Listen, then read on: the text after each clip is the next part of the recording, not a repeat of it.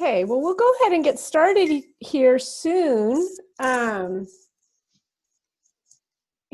I think, is going to share her screen. Can you do that? I can Okay. do that. All right. It looks like, let's make sure we don't have any more folks who need to be admitted.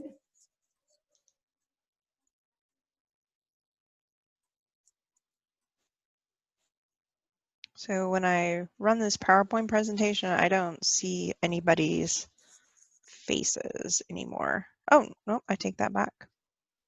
They do stay on.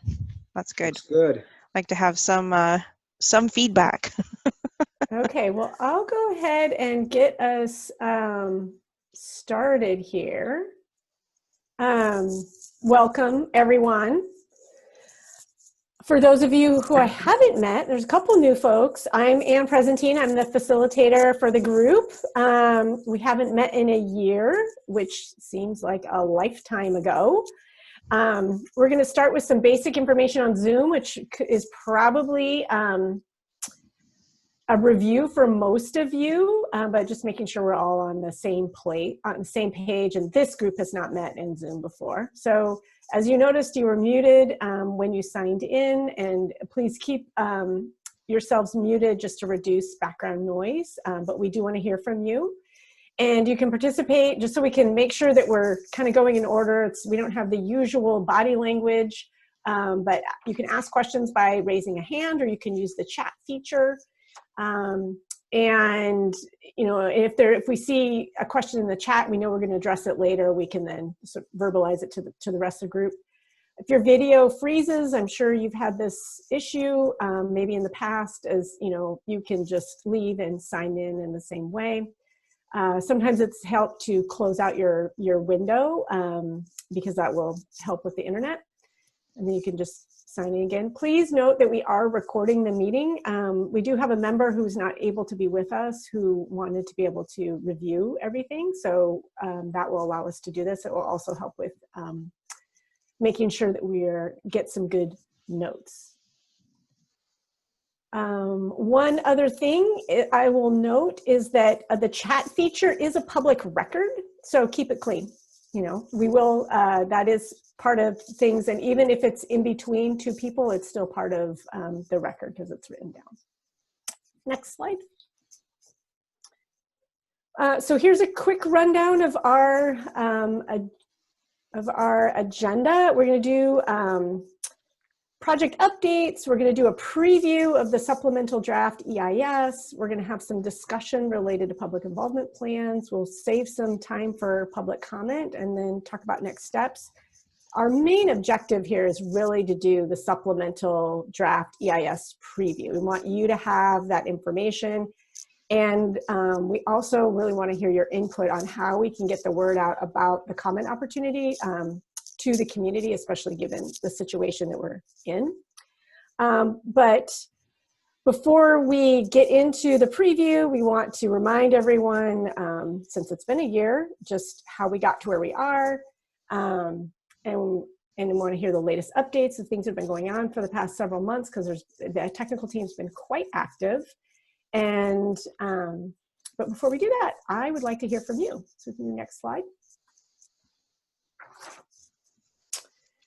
As a reminder, especially for folks who are new or who have forgotten, the working group is a discussion body to aid with the NEPA process, the NEPA analysis. And that includes staff from the consulting team, from WSP, and then also from the Port of Hood River. And as leaders in the community, we're hoping to hear from you to provide guidance and information on key inputs as we go forward. And this includes both the NEPA process and the refinement of the preliminary preferred alternative, EC2, just to remind you, you'll hear more about that. And then what has gone forward since the 2003 draft EIS. And then we also want input from you on community engagement.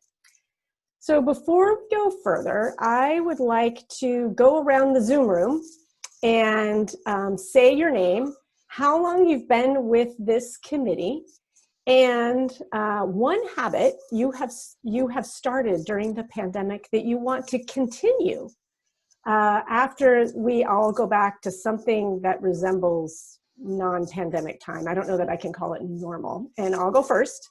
I'm Ann Presentine. I have been with the committee since the beginning, which was fall of 2018.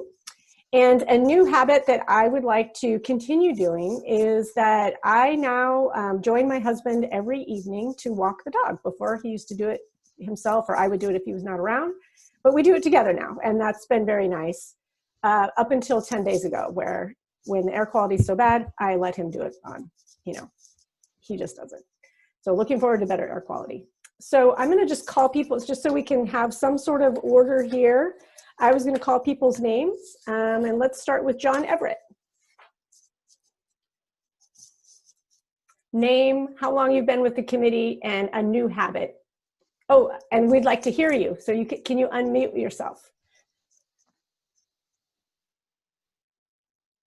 All right. Yeah, I've been with the committee from the beginning, about a year then, I guess. And a habit I've picked up since the pandemic is Zoom. And I will continue to use Zoom for specific and fewer purposes after it's over. Great. John Davies. Hi, John Davies. I've been with the committee since it started. And I guess my Zoom habit is a little bit embarrassing, but I love turning off the video and eating my lunch while attending the Zoom meetings.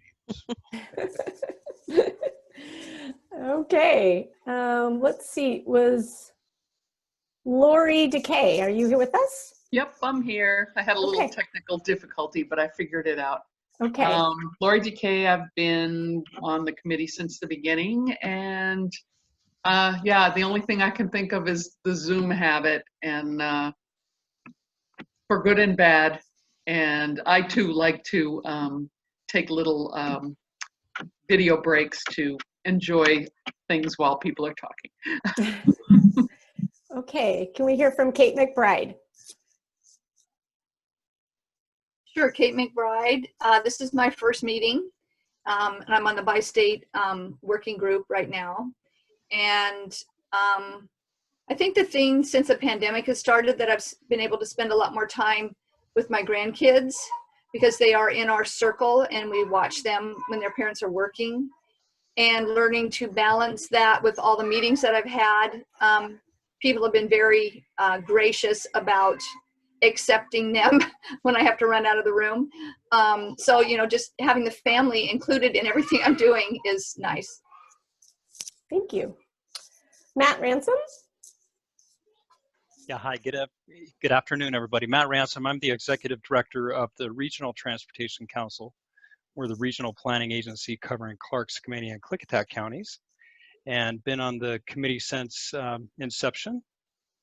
So new habit, I think, like meditation, just in the morning, taking a few minutes to try to be present, meditate a little bit, try to organize my thoughts, as I know many of us are doing these days. So I hope to continue that. Thank you. David Souter. Hi, I guess I've been with the committee just about a year, I think. Just the previous meeting was the first time I took over. As far as a habit that I'm going to keep, I'm going to try to keep myself muted when I come on, even when I don't button. I have a tendency to not mute myself very much. So that's a habit I'm going to try to keep, and I'm going to mute myself again. Thank you. Thank you. Rich McBride. Hi, Rich McBride, Hood River County Commissioner. I've been on this meeting schedule since the beginning. And additionally, like a few other people here, I was involved with the size, type, and study analysis. Geez, it's been 10 years ago. Michael would know for sure. So been nursing this project along for a long time. I think Zoom's great. I think it's going to be a part of all of our lives going forward. I think we've learned a lot about how to work remotely, and I'm pretty sure that a lot of that is going to continue into the future. Thanks. Okay. Are there any other members that I have not called? I did hear from Marla Kiefler, who was not able to be here, and I'm not seeing Betty Barnes. Betty, are you here? Okay, well, I'll move on to a couple of staff. Michael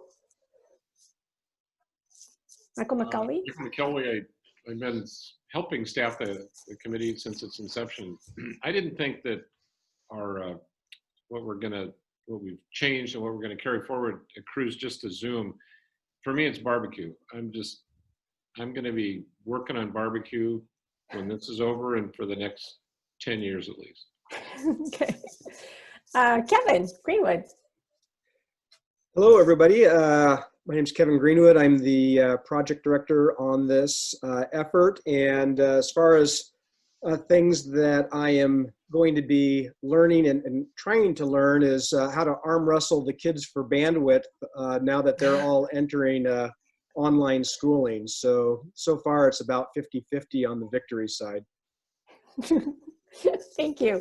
And Angela.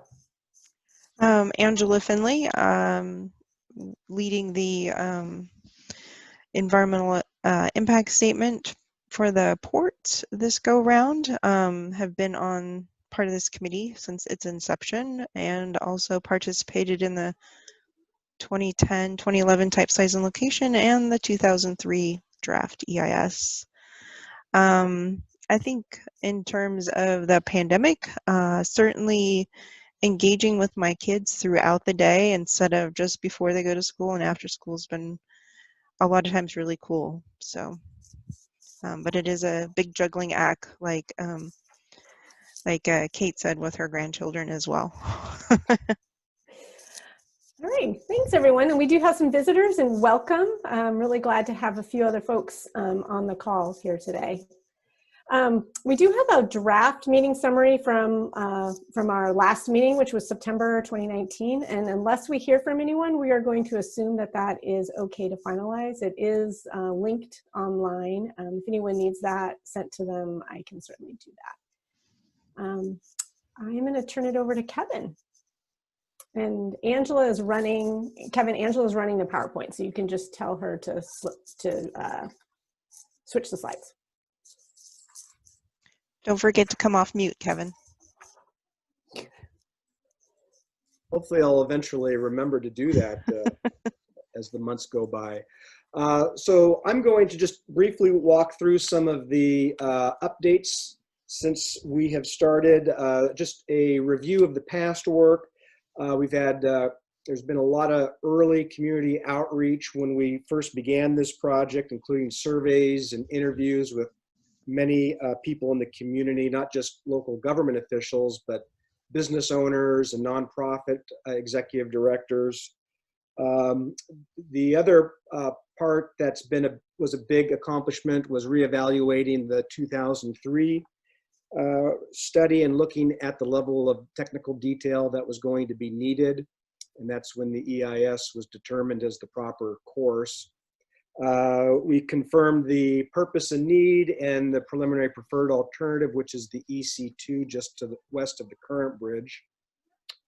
Updated and conducted the new environmental and traffic impact analysis, which this group reviewed probably over a year ago.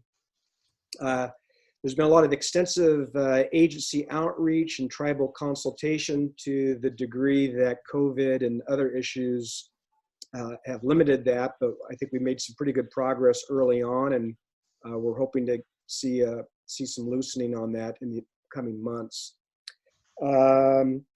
We advanced the bridge approach design, working with WashDOT and incorporating their roundabout style on the State Route 14. A big accomplishment was obtaining the preliminary navigation determination from the Coast Guard, which will open up greatly the prism traveling underneath the bridge and removing the lift. We also have prepared a number of photo simulations, some of which we'll get into a little bit later. I think the last meeting might have been the conceptual aesthetics review by this committee, and that was nice to see what types of treatments could be done on the final bridge. And then following that, just we're in the middle of preparing administrative drafts so that we can get the supplemental draft on the street in November.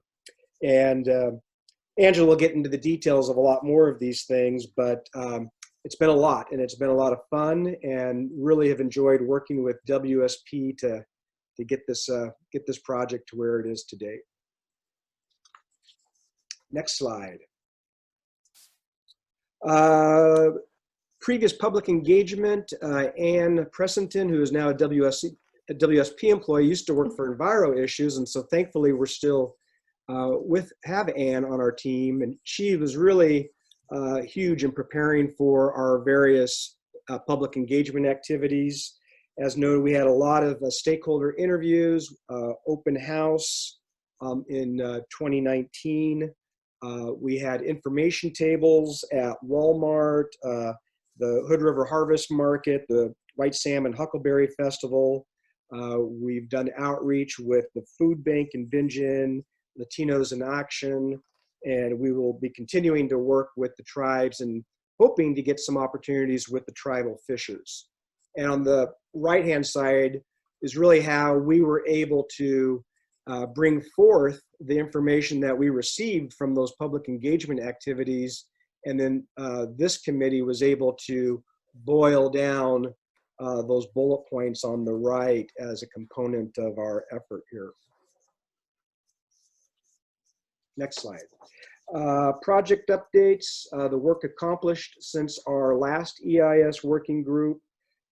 As I noted, there's been 4 administrative drafts of the SDEIS that are making the rounds. A lot of technical review at the ODOT and federal highways level.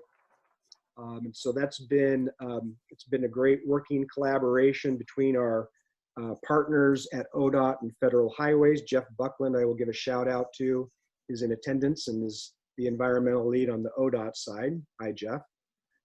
We've also conducted a historic property and archaeological survey on both sides of the river. We've prepared multiple conceptual construction scenarios. I believe that was primarily as a component of the BA, but that includes construction and demolition of the current bridge. And we have completed the biological assessment, which was a very large undertaking, and that is now currently submitted to Federal Highways, National Marine Fisheries, and the U.S. Fish and Wildlife Service. And then finally, the 4F, which is the recreational resources, that will also be a part of that supplemental draft EIS. So a lot has happened in the last year. Next slide. I noted the tribal consultation and the outreach with CRITFIC and the BIA, and this is really important for this project.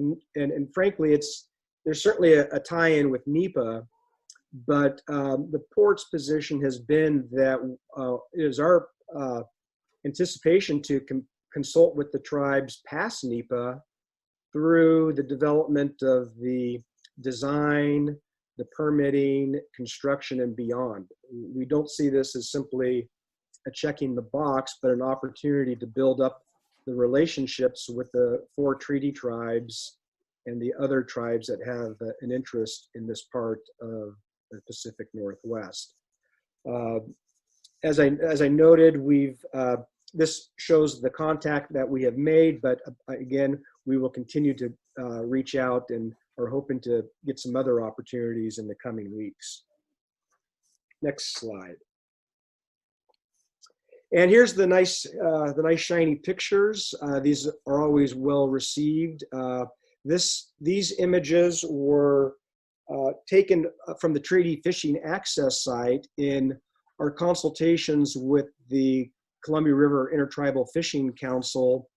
We had the pleasure of meeting Michael Broncho, who's the operations manager for CRITFIC. And I was asking him, what are some things that we could provide that might help you and your fishers better understand the project? And he thought of having some photo simulations from the Treaty Fishing Access Site might be a good way to do that. And so he was nice enough in early July to invite us in and take some photos. And these images here, the top one is the current bridge, and the lower one is the location of the proposed bridge on the EC2 corridor. And you'll notice that the lift is gone, but the overall height of the bridge compared to the ridge of the mountains or the hills in the background is higher. And it's a little bit closer to the viewpoint, about 100 feet closer to the west than the current bridge. And so this is a image that we think is really important to provide the tribes so they can see those impacts. Next slide. And this is another view looking almost due north or due south from the fishing access site, just a different perspective. And that site has a lot of tree cover, but it does give a sense of how that bridge would feel while people were at that site. Next slide.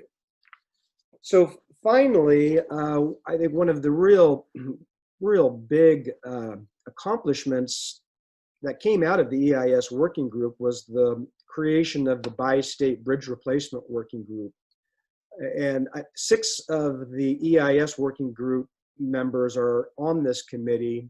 It was established by the 6 local agencies to develop an advocacy structure, a regional governance structure for advocacy and advocating for policy changes and funding for the replacement bridge outside of the NEPA umbrella.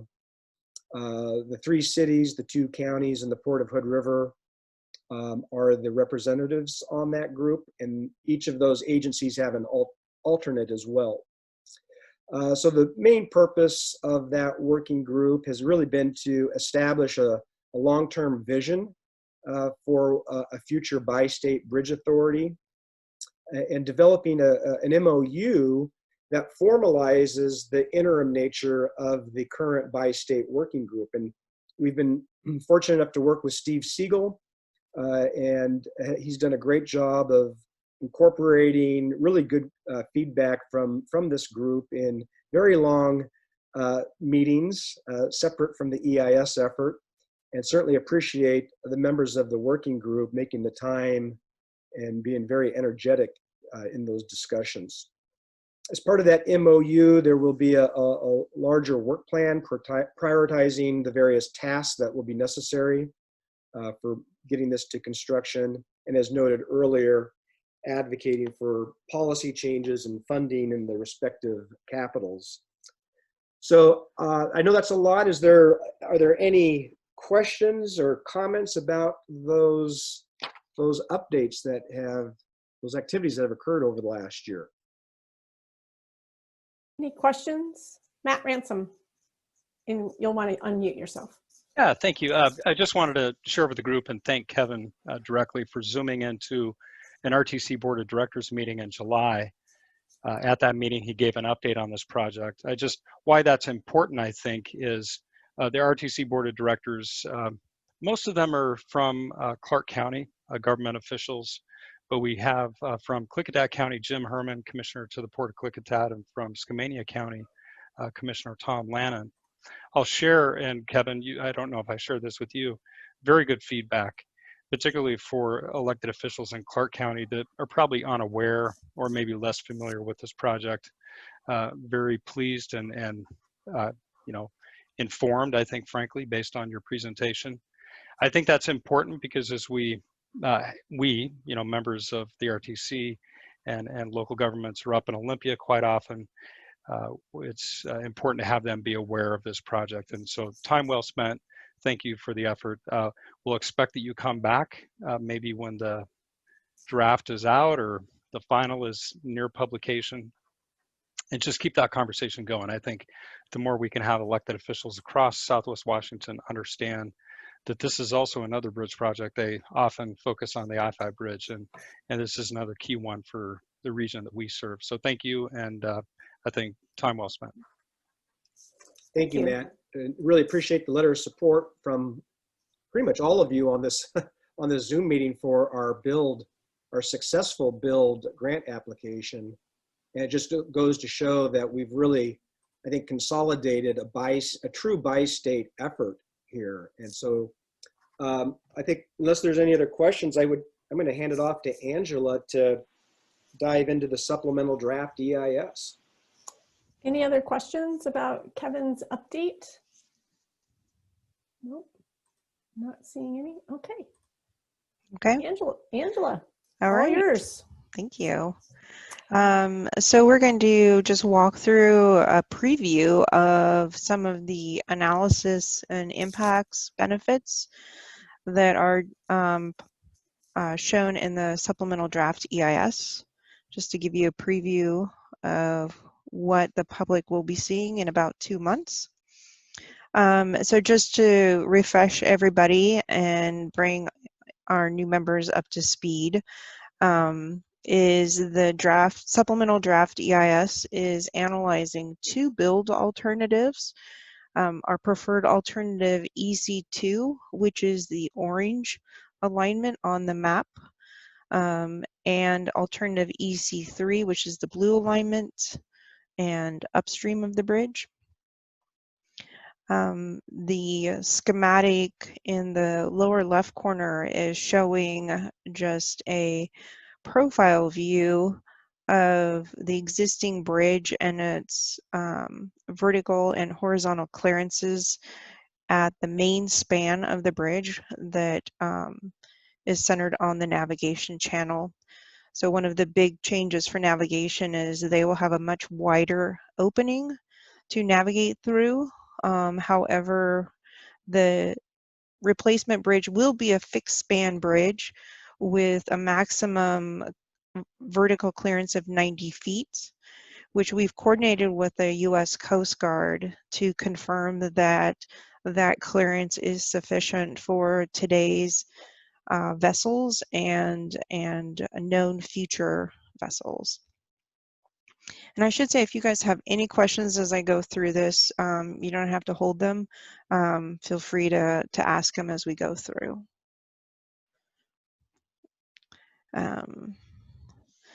And then this exhibit is a bit of a zoomed in version of our preferred alternative EC2. The top map shows the landing on the Washington shore coming in, again, just downstream of the current bridge.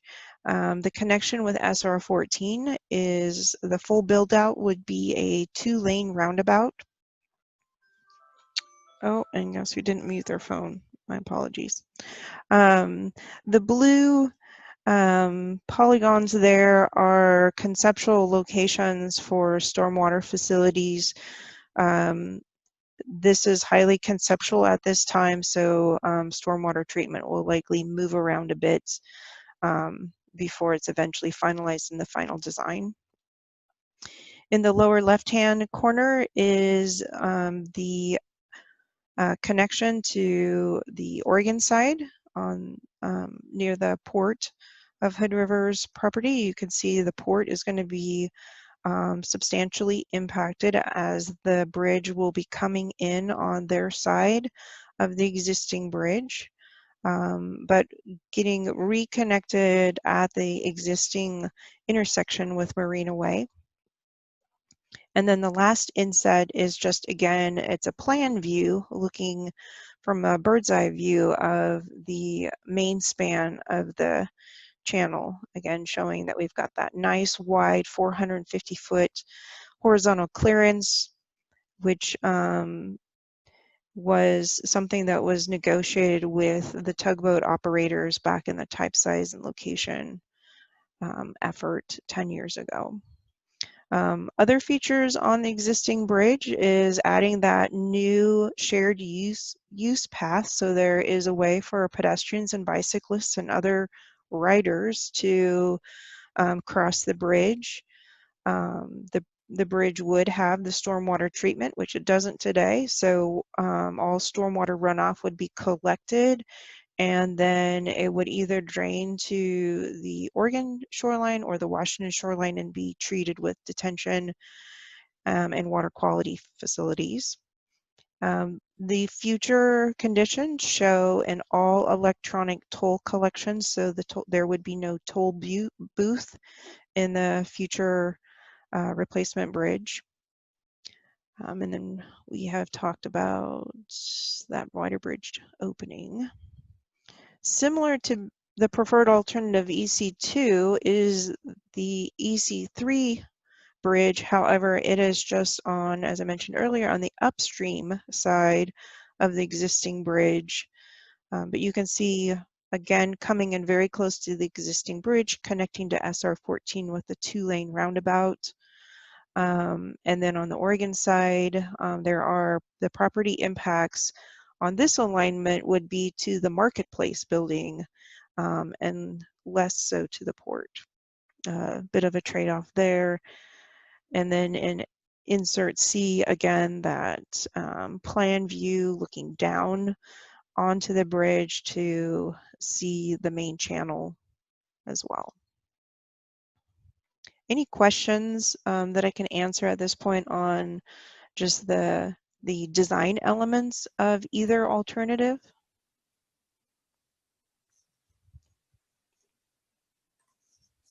Okay. Not seeing any. Nothing. Okay, good.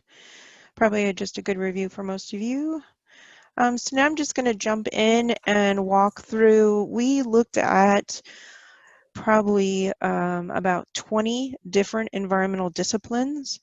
I'm going to go through, I don't know, about 2/3 of those. I will try to not draw it out, but again, if you guys have questions, just feel free to either raise the chat hand or just go ahead and speak up. So in land use, our analysis is really looking at quantifying the footprint impacts of the project on the different properties, and we have public lands and private lands out there. Altogether, we're looking for the preferred alternative EC2 at about 2.8 acres of acquisition. That would include 3 full parcel acquisitions and acquisitions from a part of 12 parcels. And as I mentioned earlier, EC2 does have pretty substantial impacts to the port property and its current operations.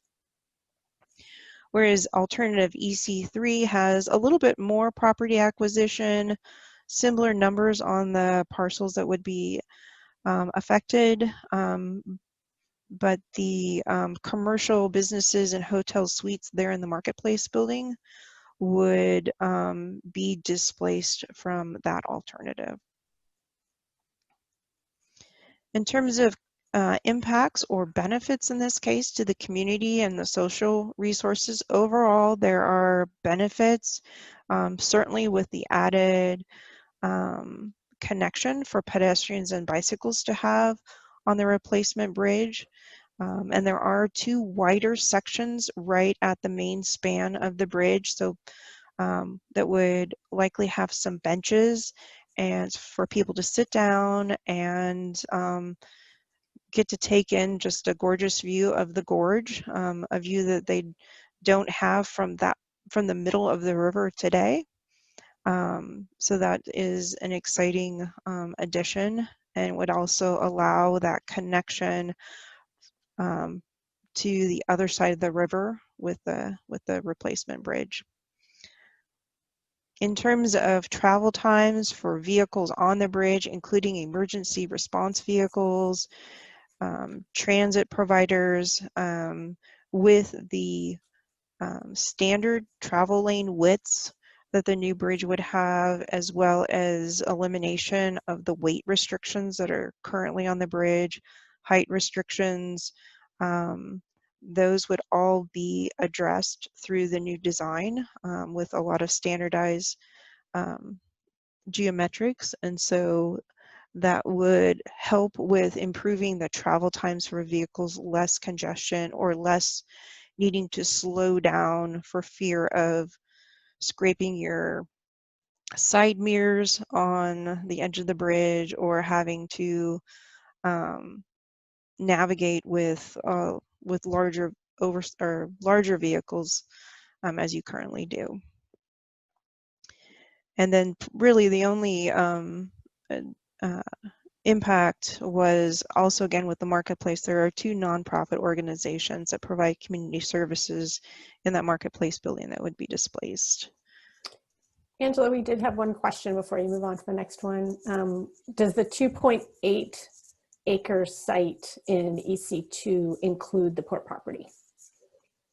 Yes.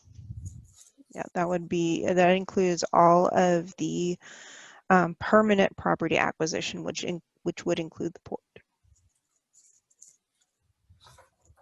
There would be additional temporary construction easements that would be acquired, and we have those numbers in the EIS. I didn't include them in the slide presentation, but if anybody's interested in those, I can provide those as a follow-up.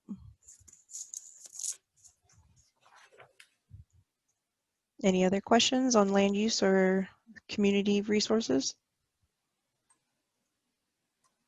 Okay. Kind of hand in hand with community resources is our requirement to look at specific impacts to minority and low income populations. That is a requirement from the executive order on environmental justice. And so we specifically look to see if minority and low income populations experience a disproportionate level of impact than non-minorities and folks who are not low income. And in this case, our minority and low income populations, we have minority residents on both sides of the bridge. We have low income populations on both sides of the bridge. In addition to residents, we also have the tribal fishers who use the White Salmon Treaty Fishing Access Site to access the river for fishing. They use the site for also fish processing, camping, and so those are also a population that we need to consider. Most of the physical impacts are going to be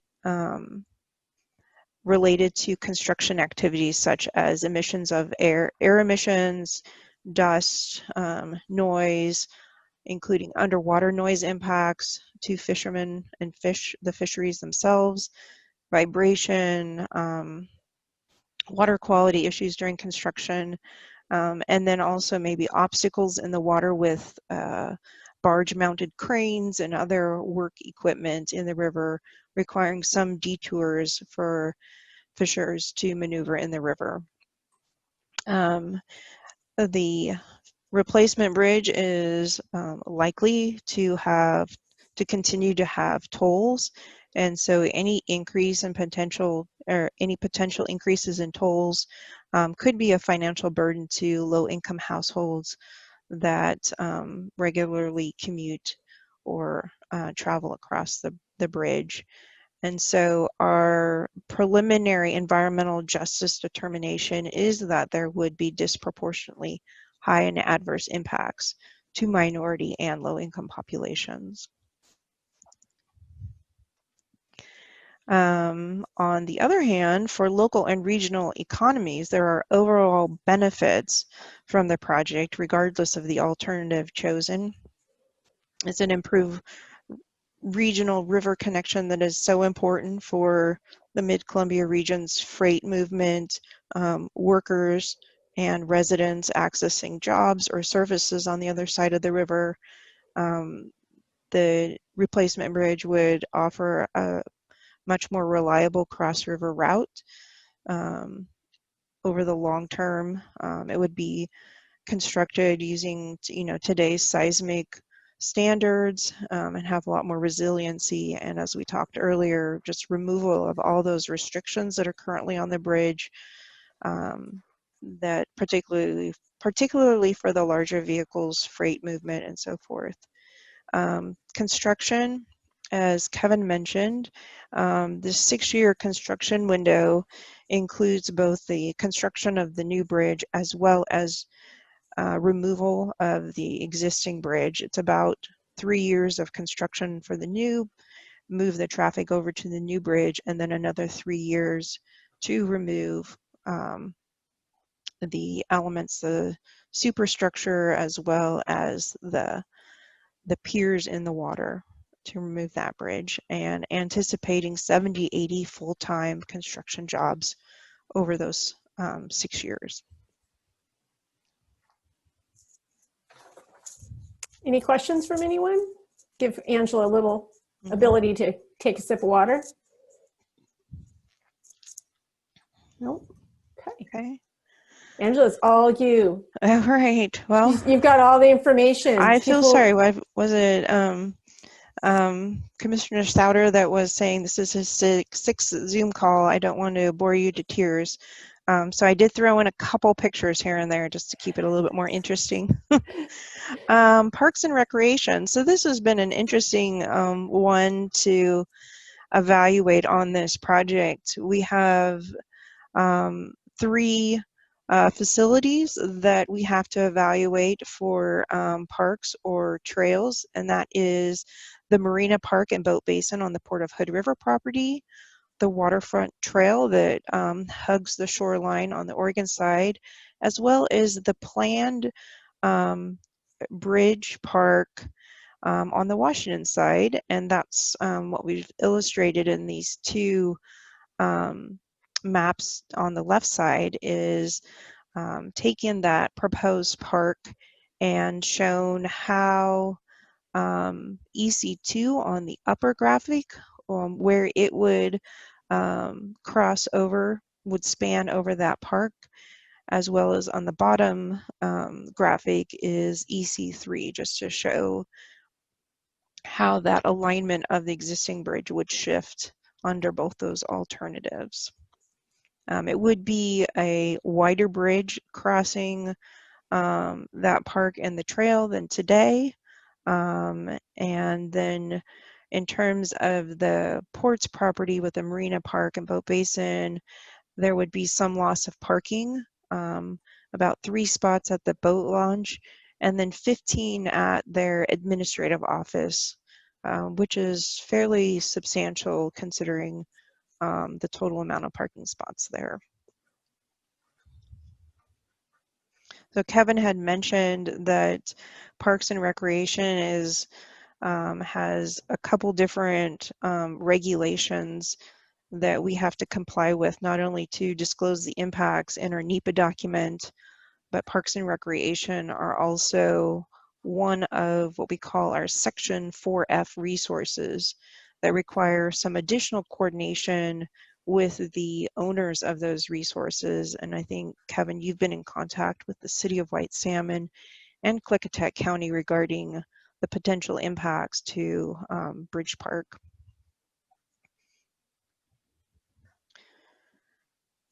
Moving forward then, historic resources. Of course, we are going to run into some wonderful historic resources in the gorge. The bridge itself, as you probably know, is a significant resource. Kate, yep. Sorry to interrupt. I think Kate might have a question there. Oh, okay. Kate, sorry. Go ahead, Kate. You want to unmute yourself? Yeah, the question I have is on the loss of parking spaces for the port. Are those loss of parking spaces included in the 2.8 acres that you would have to purchase, or is that in addition? Those parking spaces are within that acreage, yes. Oh, okay. All right. Thanks. You bet.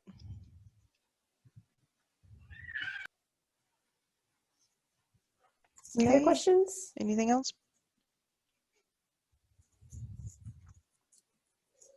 Okay. Historic resources. So as I was mentioning, the bridge itself is a significant historic resource, and by its removal, in terms of the National Historic Preservation Act, that would be qualified as an adverse effect.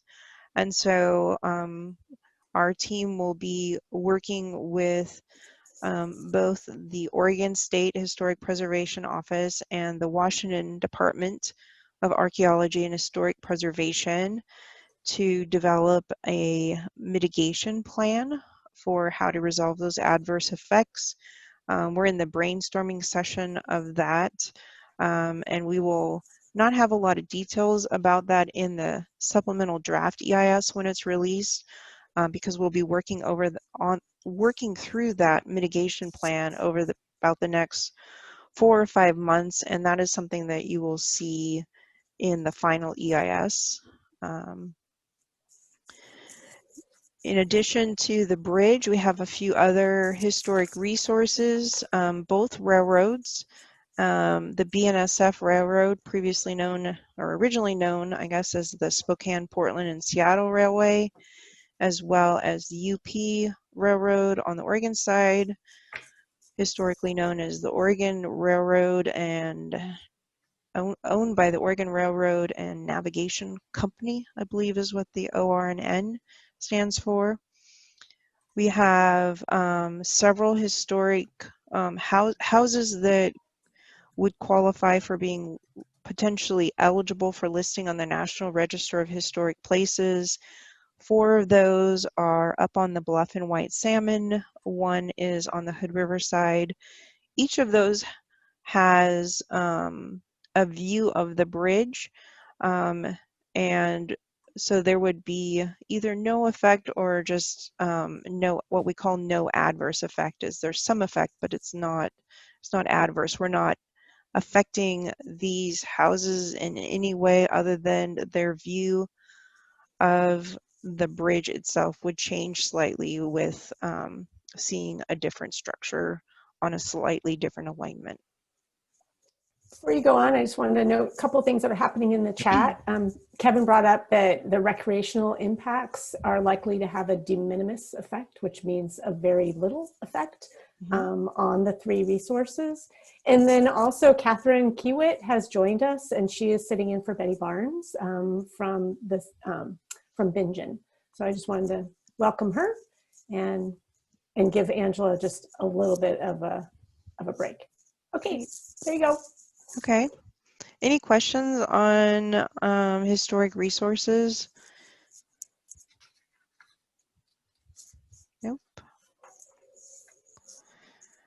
All right, I'm going to move over to some of our natural resources. With a bridge over the Columbia River, we need to be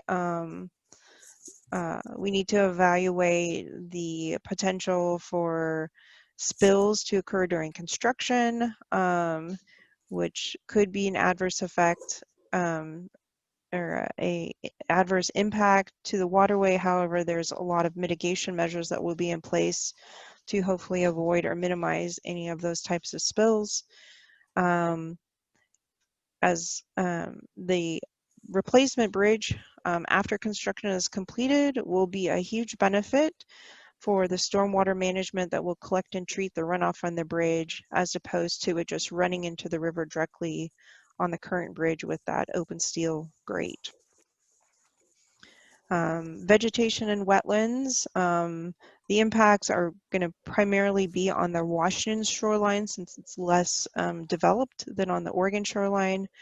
We're looking at about just over 3 acres of vegetation removal on the under the preferred alternative, and about 1/4 of an acre of wetland and buffer impact. Alternative EC3 has a little bit higher vegetation removal, a little bit less wetland impact, and those are resources, particularly the wetland resources, that we will be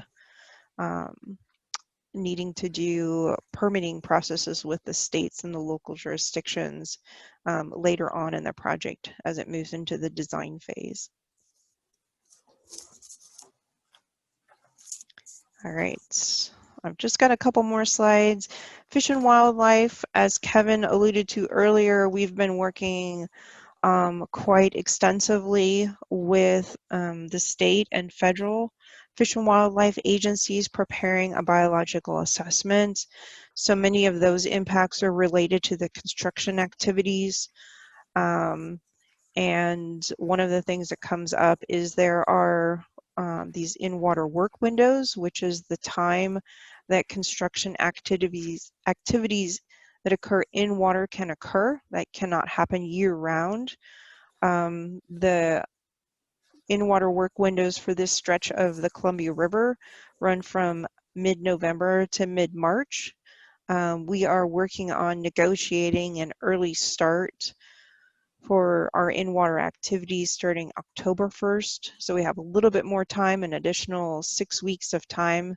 That really helps on the construction schedule. There will be many measures put in place to minimize impact to the fish and other aquatic species in the river. Probably one of the biggest impacts is the pile driving, not only to the fish, but probably anybody in the Mid-Columbia River Gorge is going to be hearing the pile driving as the new foundations are put into place. Those will occur only outside of the work window.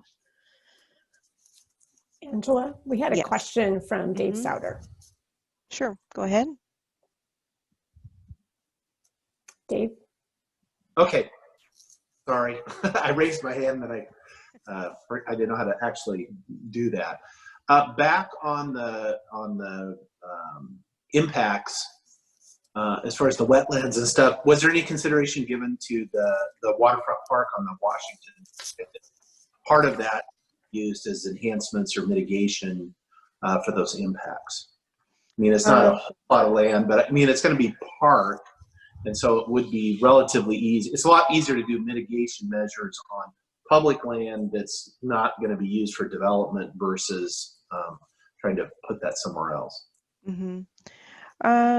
You know, we hadn't gotten into specific mitigation measures other than knowing that on the Washington side, we would have to comply with the shoreline permitting process and the critical areas permitting process. And I think at that stage is when you would get into specific mitigation.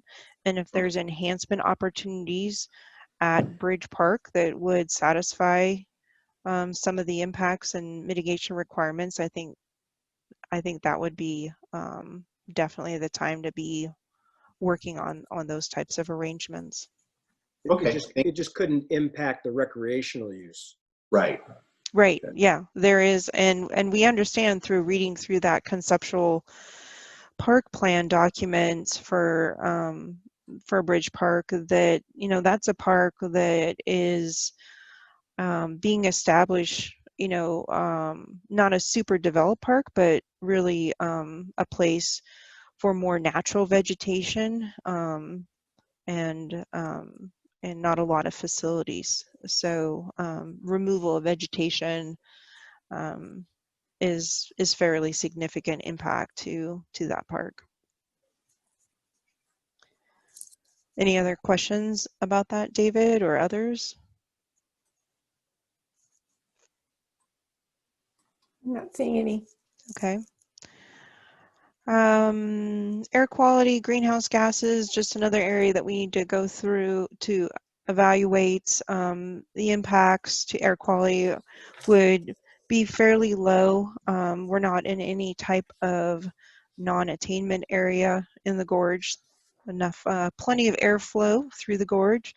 There would be higher emissions during construction from all the equipment and potentially dust that occurs during construction. But once that's over, then we don't anticipate any air quality impacts, and certainly nothing to the level that we're seeing today with so many of the wildfires.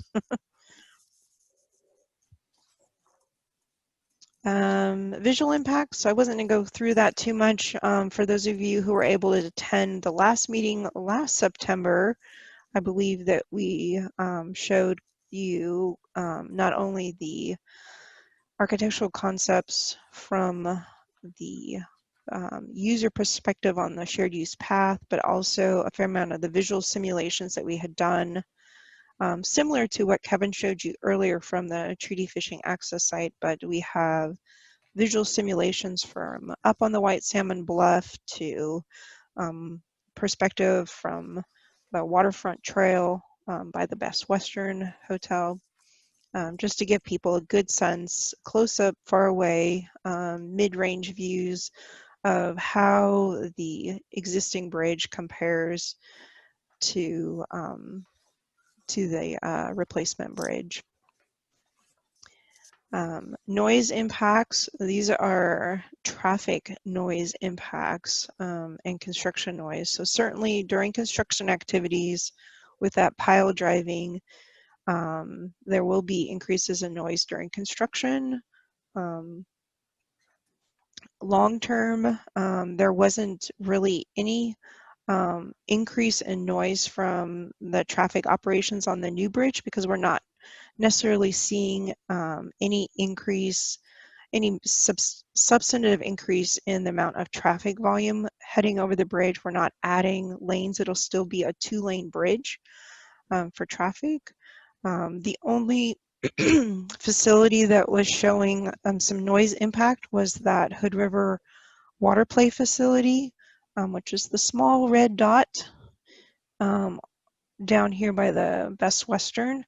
But through our analysis, the impact is less from the traffic related to the bridge and mostly related to the traffic noise on I-84. And there's nothing that we can really do from the project perspective to mitigate for noise that is not occurring as a result of the project. All right. Last slide on the environmental impacts, hazardous materials. There's definitely the opportunity to encounter contaminated materials both in underwater on the riverbed, as we work around the railroad right-of-way on the Washington side, any older structures that need to be removed, the bridge, the existing bridge itself, potential for spills in the water. And then this is just another benefit in the future that spills from vehicles would also be contained and treated as opposed to directly dropping into the river. There are some other areas that we analyzed in the EIS that I didn't summarize here. Last year we had reviewed the traffic analysis with this group, so I didn't go into it in detail here. We are working on developing a section in the EIS about treaty fishing rights. This is in Zone 6 of the Columbia River, so the 4 Columbia River treaty tribes have fishing rights that we need to be aware of. That section is currently being reviewed by the 4 treaty tribes so that they can help us make sure that we get it right. And then some other areas, archaeological resources that we are still doing some documentation on and reviews by the 2 state historic preservation offices. A cumulative effects analysis was completed. We mentioned these others. Section 4F is really focusing on our historic and recreation resources. And then what seems like a sibling to that, Section 6F, is addresses properties that have received specific funding from the Land and Water Conservation Fund, which happens to include some of the facilities on the port property. So those are federal regulations that we're also complying with and producing some additional documentation for. So if I didn't put you to sleep running through that, here's just a graphic that shows kind of what we're looking at for both publishing the supplemental draft in November, just in about 2 months. We should have it out. We will have a 45-day public comment period that runs from mid-November to the end of December. Within that period, we will hold a public meeting, which Anne will get into later. And then after that public comment period closes and we have received any comments that we've received from the public, we'll be working on reading through those, understanding them, responding to them, seeing if there are any of that input requires changes or additions in the EIS. And from there, we will go ahead and prepare the final EIS, which will be a combined document with the ROD, which stands for the Record of Decision. That is the final decision that our federal lead agency will sign that says officially that the preferred alternative is the selected alternative for the project. And that is the official completion of the NEPA compliance phase of the project.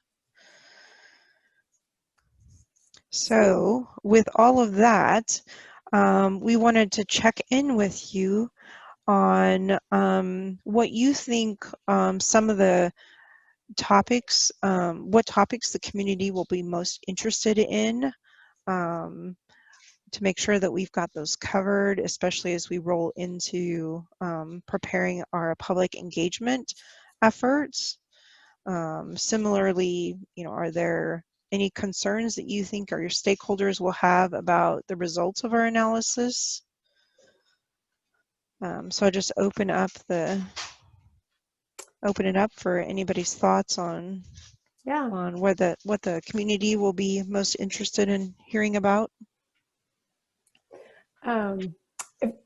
If you have questions as we've gone through, we'd love to hear your thoughts at this point about just the level of detail, things that folks would be interested in, and then also we just put a question there of does the analysis suggest that a change is needed to the preferred alternative, that EC2 one, which is downstream? I'll jump in. Okay, go ahead. I think that the community will be most interested in the time frame going forward. How soon are we going to get a new bridge? And I think that the EC3, I would be very careful with talking about that and make sure that the EC2 is represented as preferred alternative, because the Best Western folks who own that would be very upset to think that their property would be condemned or taken away or bought from them, and that their property would be diminished in any way. I think they would have great anxiety about that. So I think it just needs to be really put out there very strongly that EC2 is really the direction we're leaning, and I know that we needed to have two alternatives, so we showed we had looked at all alternatives, but that's all I had. Great, thank you. Angela, this is John. I had a comment. With regards to sound, you were talking about the sound might be a detriment, but I think that's one of the big benefits of having the new bridge, especially for the recreation area down by the hotel. And the hotel itself. If you've been down there, sometimes that bridge is really loud, the current bridge. And I'm expecting that the new bridge will be much quieter. I don't know if you have any data to support that, but if you get rid of the grading, I'm just expecting it'll be much quieter. Yes, and that's been a little bit of a conundrum for the noise analysis, largely because the noise model itself doesn't have as many parameters to address the change in material. So what we've been able to say with feedback from our ODOT technical reviewers is that the tone of the bridge, the cars driving over the bridge will change. So the noise will sound differently. But in terms of decibel level, there's not a big difference, at least in terms of the noise model. I expect individuals to probably feel differently but that's about as far as we could go in what we disclose in the analysis. But we've certainly heard a lot of people say it's very noisy to hear the vehicles on the steel graded bridge or steel graded deck. Is it possible to get a more accurate noise model? The noise model that is used is a standard model that's accepted by ODOT. We did take measurements out there, but as any analysis that uses a model, there are limitations in each of the models. I guess I don't want to push it. It's interesting to me though that they are stuck on this noise model. Is it not possible just to measure the noise at this bridge and then go say to like the Mary Hill Bridge and measure the noise?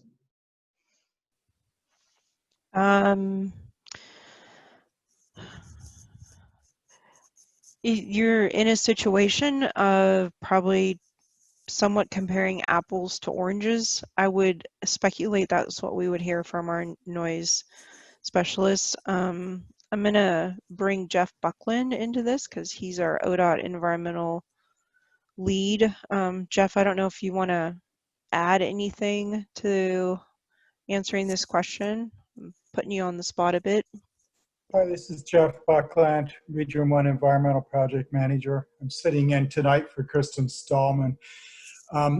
With regard to the noise model that we use, it's not just that it's accepted by ODOT, but it's the standard noise model that FHWA prescribes for these types of projects.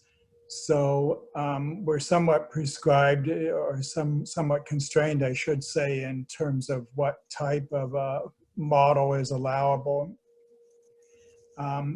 It is very accurate. I think what Angela's trying to point out is that there's a difference in the sound that would come from a graded deck versus whatever the emplacement deck is for the bridge. In terms of the loudness or the actual volume of that sound, there may not be much difference. But in terms of the type of sound that you hear, there will be a difference. And so that's kind of the nuance that we're playing with there.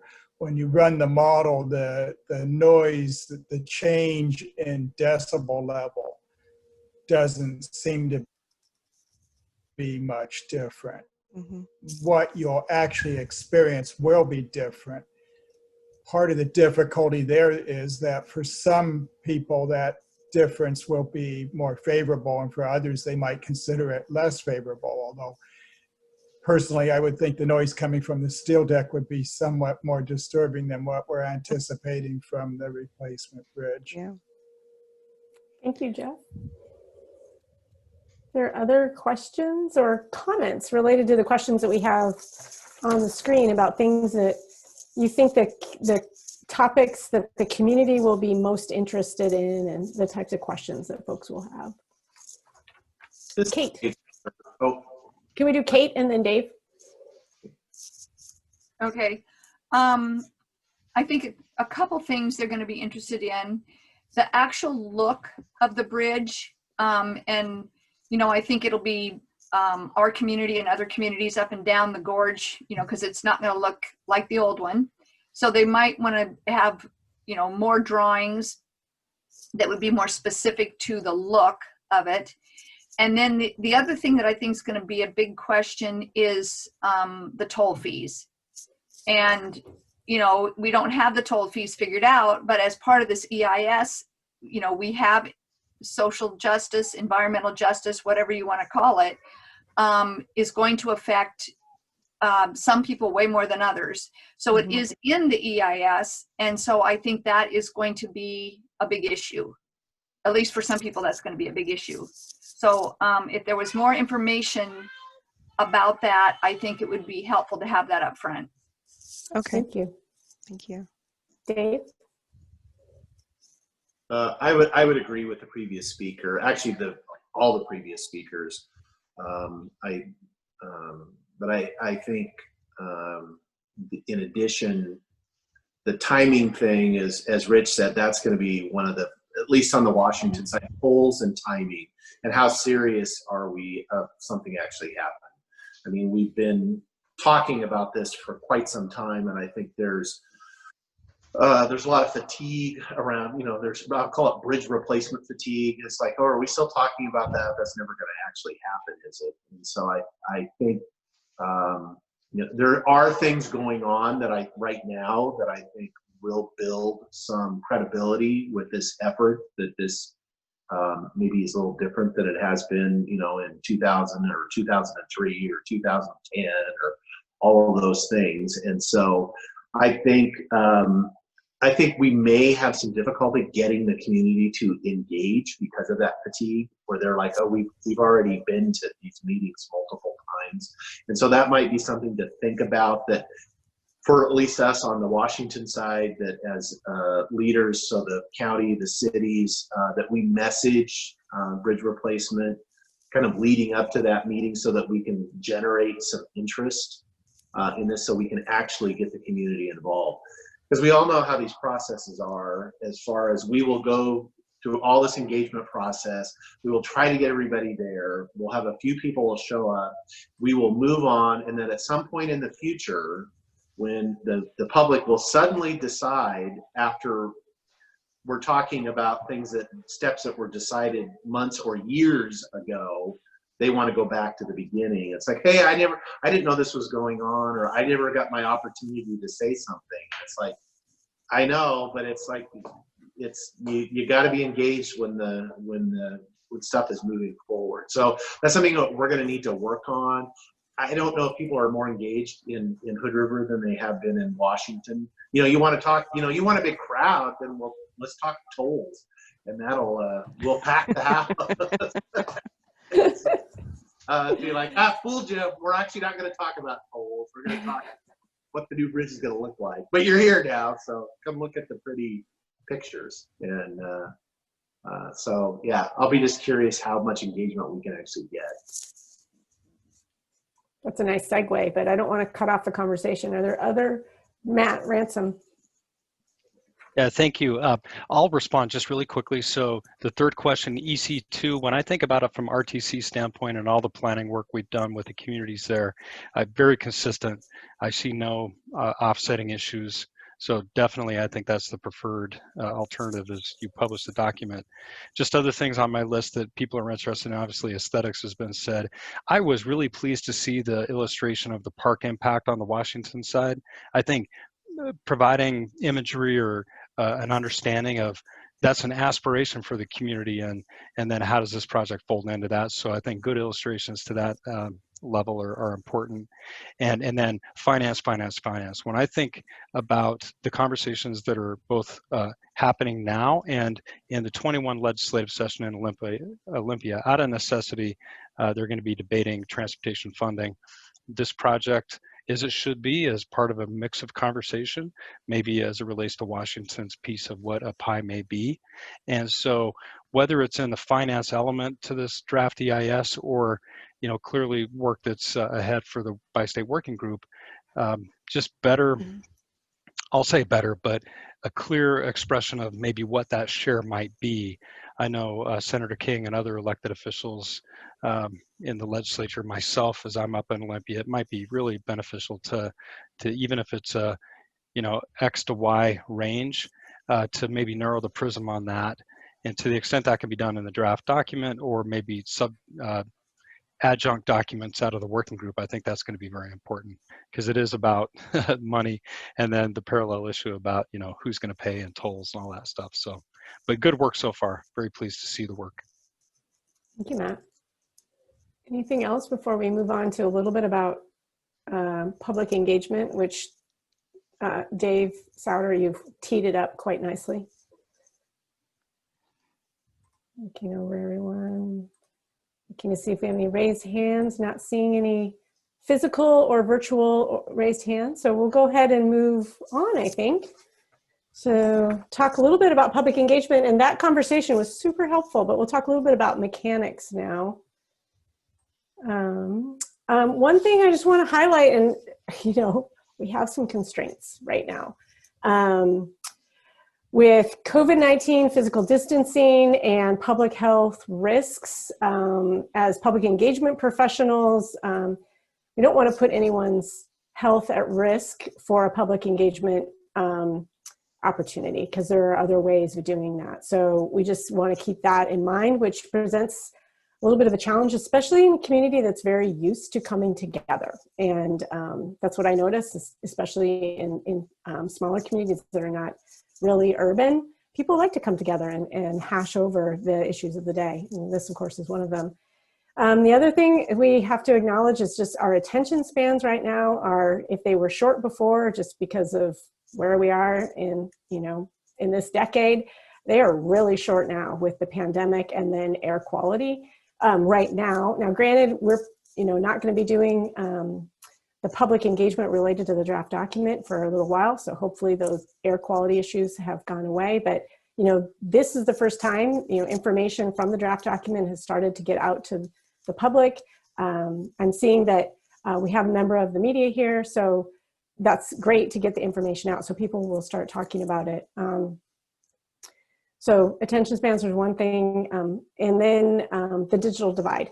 So we have great digital tools, as we're all using right now, but not everyone has the same level of access to those digital tools, either due to their data plan on their phone, or maybe their phone is really their computer, or maybe they just don't have access as much, or just are not comfortable using some of the digital resources that are available. So these are the types of things that I think about as I'm starting to think about going out and asking the public for opinion and input on something. But we are, moving ahead, so we can move to the next slide. And teeing up, let's see, did we get the next slide up? There we go. We had, back in the fall of 2018, this project was really getting going. We had a great open house. We had a lot of participation, and we had a lot of people participate in the online survey. So we know people are very interested, but we don't have that opportunity really to have an in-person event like we did before. But we had some success with some of the other tactics that we use. So we're proposing to use some of the same ones, which is getting information on the website, sending information out to our participating agencies, because getting folks who are participating agencies to write in and comment on the draft document is really important. News release out to the media in the Gorge and beyond. Social media, and then you can pay for some boosted posts, so you can get social media posts into the feeds of folks who may not be following the port, or some of the other agencies. Getting some assistance from some of the other entities in the Gorge is great, like the city, the county, RTC. Newspaper advertising, both print and digital. All the newspapers here aren't just printed, they also have digital elements. So putting advertisements there to get information out to folks. And also request other local agencies get the word out to their community that this opportunity is available for comment, and that this is the time to provide comment to, even if you haven't been up to speed on this project before, to Dave's point, this is where we are right now. This is why it matters right now. And this is, this is what's going to happen in the future. So that telling that story is going to be important. So I really appreciate those comments. Flyers or posters at places people go, even though we're not out and about as much anymore, there are places that you have to go. And the grocery store is one of them. Medical clinics tend to be another. Pet stores are probably a place that people go. I'll have to say that I am not going to my dry cleaner right now, so maybe that would not be a place that people go, but there are places that people go. So putting out posters, there is an idea. And then email blasts from the port out to mailing lists, well, either the port's list or other lists. So those, just in terms of notification, those are ideas that we had. And, here's to let people know a public comment opportunity is available. Don't think we should do a public meeting of sort like we have done before, but we can do a webinar, which could be very similar to the presentation that you have heard tonight. We can modify it slightly, especially to address some of the concerns that were brought up. It can provide an opportunity to ask questions and to provide verbal comment.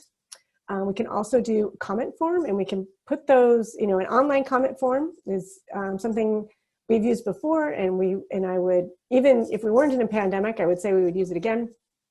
Not quite sure if a printed comment form is a good idea if we just ask people to write letters, just because if you do a printed one, people have to go and pick it up someplace and then mail it in. And it may just not be something that people are doing right now because there's just really, there may not be a place to, to go grab it. So at this point, I mean, those are ideas we have, but we'd love to hear your thoughts on different ideas. We came up with a couple more. One was to have some sort of office hours for folks to come in, of course, safe, to ask questions in a sort of one-on-one environment at the port office. The port is closed right now, but it could be opened for something, but it would have to be very safe. And we have to, and things change quickly in the pandemic, so it might be able to do that in one way or another. That was one thing we came up with, but I'm sure you guys have other ideas. So in the next slide, we had just a couple of questions just to, again, sort of spur discussion. What audiences might be missed with the activities that I listed? What other activities could be used to expand the reach of the outreach? And also, if you've heard something that I've said that you're like, that actually is not going to work, then let us know, because we'd like to do a lot of things, but if something's not going to work, there's no use in doing it. And then, also, what should the project team consider when creating and then distributing the project information for comment?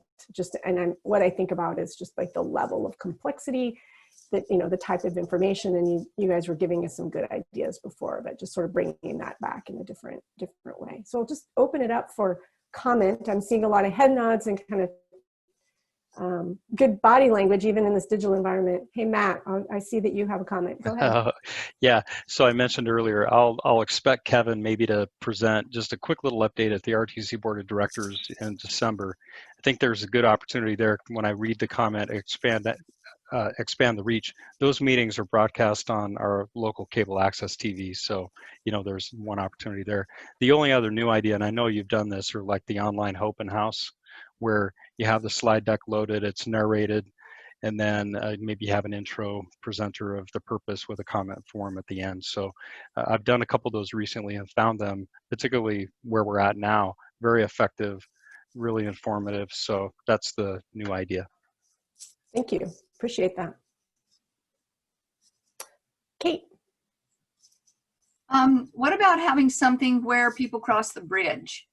On the Oregon and the Washington side, that would be extremely short, that would just say something about a way to get to the information about where the meetings are, maybe a website or something, so people could take a picture of it with their phone or something when they went across. So this is like a sign? Yeah, just like a sign, but don't get a whole bunch of stuff you have to read. Right. Simple website or something they could go to, and yeah, it needs to be real quick. And even a date on it that, this information will be available from this date to this date if you'd like to comment, just because the people that are using the bridge are the ones that need to know about it, it seems like. Thank you. And I would add maybe a reader board down on the waterfront trail that kind of tells the story of what's going on with the bridge and some of the conceptual pictures, as well as contact information. Okay, thank you. Michael? Yeah, partly in response to the last comments, we do have 2 variable message signs, and those they're not readily apparent that there's public meeting information on them, but they could be programmed to have a website or a link or something and a very brief description.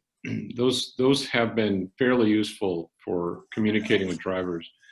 The other one, which I think you know about, we have 23 or 24,000 constant contact accounts, and those are the people that are breezed by, that are the various postpaid accounts, loggers, truckers, things like that. plus tons of other people that use the bridge. So the way to get the message specifically to 23 or 24,000 people that are actual bridge users is to make a constant contact notice. Typically, those are notices when we're alerting people to a lift or an accident or something. So we'd have to make sure it could be done in a way that is also brief, but could perhaps have a link in it, or in the extreme, perhaps even having some sort of document that could be turned back in, printed out and returned. Okay, thank you. That's very helpful. Other ideas or thoughts?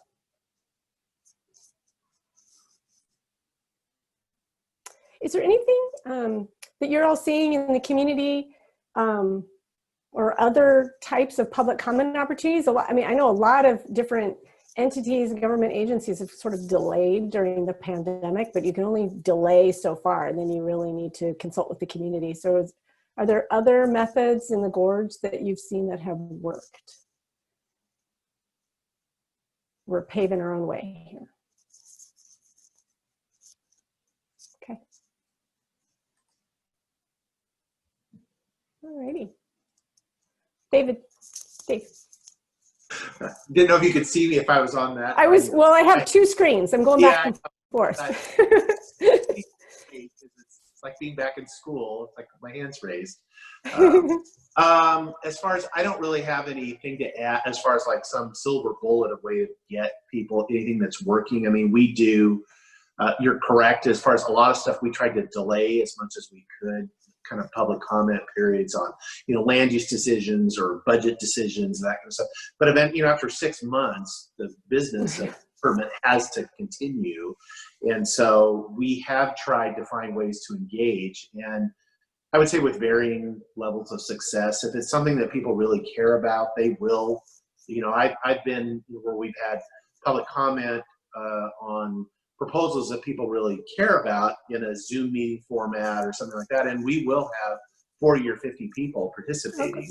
Okay. And so it is possible, but it has to be something that people really care about. It's not real fun to manage, as far as if you to be the facilitator and make sure that people can raise their hand and be heard and all that. It's exhausting because there's so much, as we all know, communication that goes on that it's so much easier to communicate when you're in person in the same room with people. There's all this stuff going on. And so it's always going to be challenging, but I really like the idea of targeting folks that are using the bridge, those users. Those are the people that are really going to have a vested interest in getting involved in this, in the discussion, and whether that's the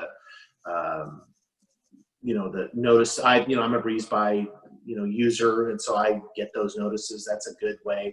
I was also thinking, old school, on the Washington side, when people are sitting there waiting for the light to turn at our one stoplight in Klickitat County.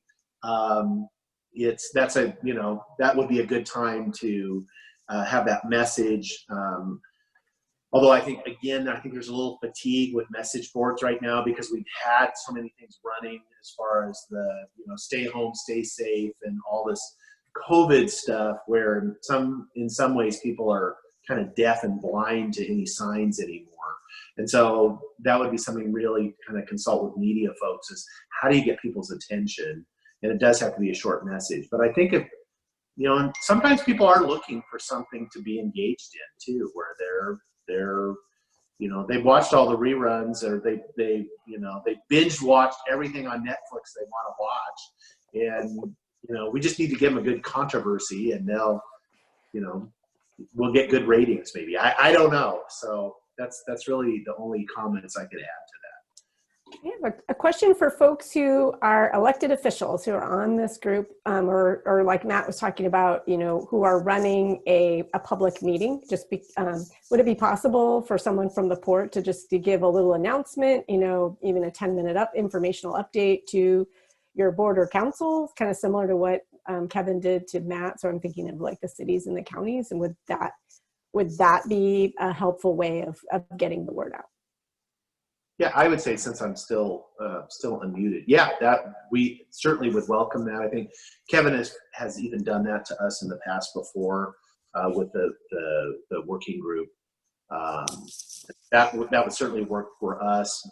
Unfortunately, unless there's something controversial, we don't have a huge viewership in our meetings at our regular business meetings. But Right. It's always helpful to keep the elected officials at least engaged and up to date on what's going on. Okay, thank you. And Kate?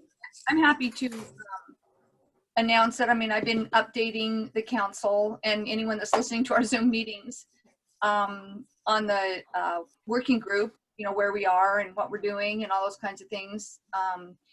Whenever we have a meeting, I usually talk about it. But there isn't a huge amount of people that are usually listening in, depending, just a few. But we can put it on the city website too. We'd be happy to put it on the city website.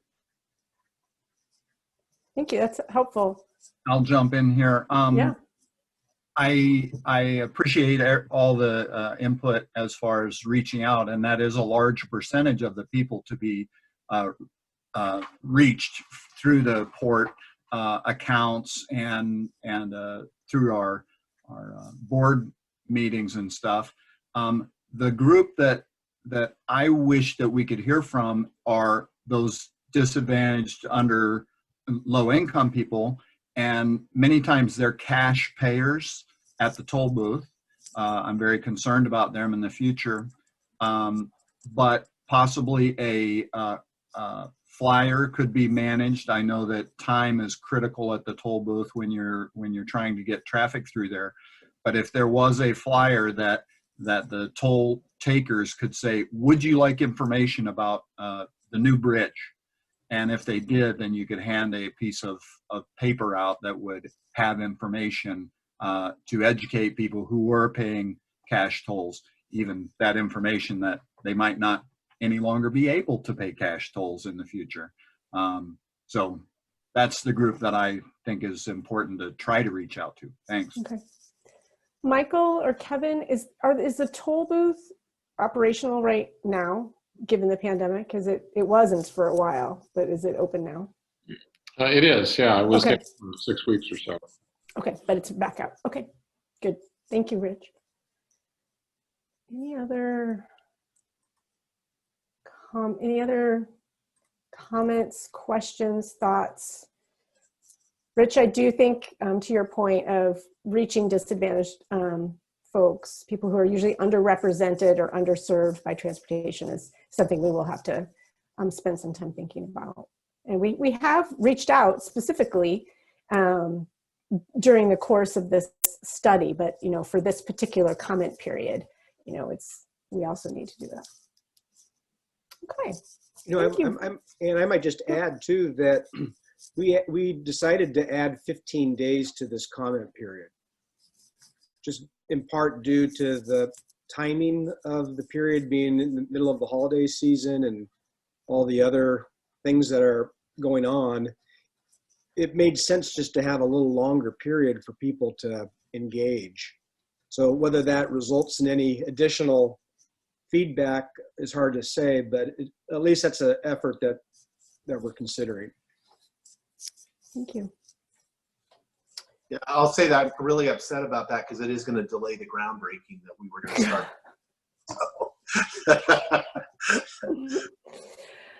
I said 15 days, not 15 years. Okay, all right, then we're good. Thanks for clarifying that. Thank you.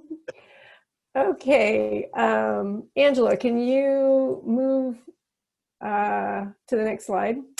We did reserve some time for public comment. Is there anyone in the audience here who would like to provide comment at this time?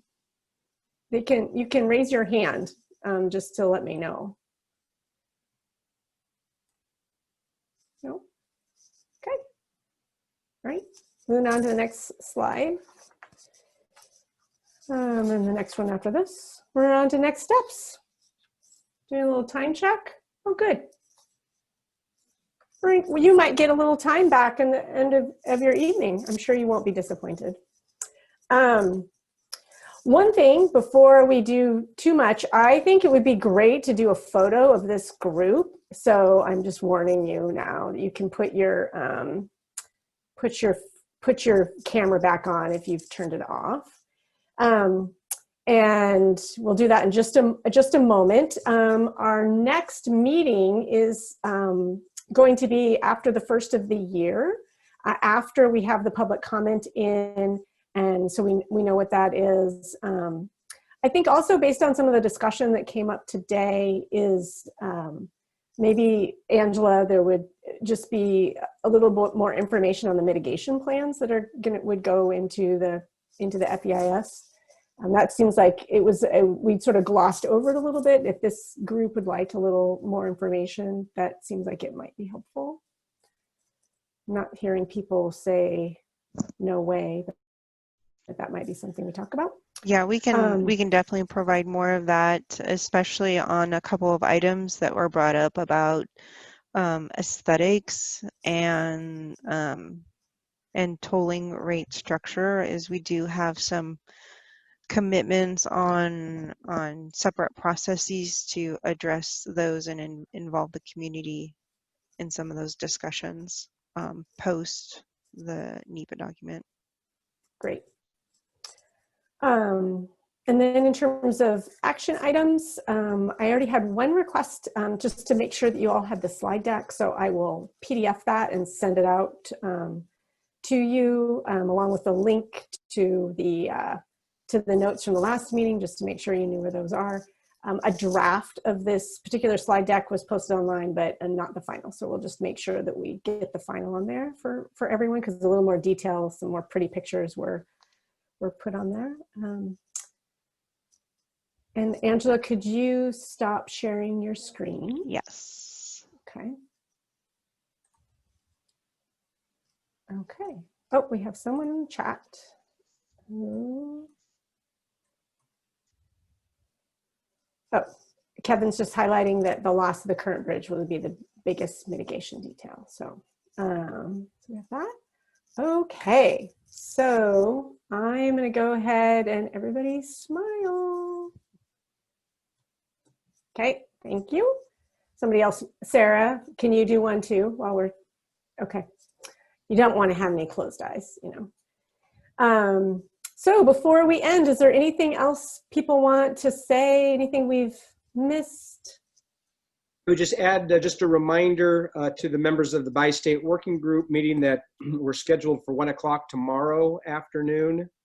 Hopefully you've got all the login information. If for some reason you don't have that information, get in touch with me and I'll be sure to pass that along. Great. Anything else from anyone at this time? You guys want 20 more minutes back of your day. All right. Well, thank you for all your good input and advice. Really appreciate that. Very helpful. Very much appreciate it. And it's good seeing all of you. Thank you, everybody. Appreciate all your time and your commitment to this project. Thank you. All right. All right. Bye, everyone. Bye. Bye.